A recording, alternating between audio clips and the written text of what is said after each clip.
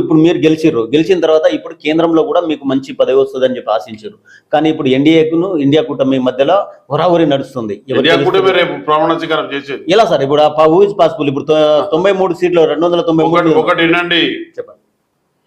మీ media సోదరులకు ఏం తెలుసో నాకు తెలియదు, కానీ 170 ఇండివిజువల్ గా ఒకవేళ బీజేపీకి వస్తేనే వాడు అతను గవర్నమెంట్ ఫామ్ చేస్తాడు.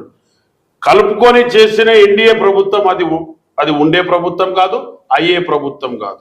సింగిల్ మెజార్టీ వచ్చింది చంద్రబాబు నాయుడు, అక్కడ నితీష్, ఇక్కడనేమో ఒరిస్సాలోనేమో బిజు పట్నాయక్.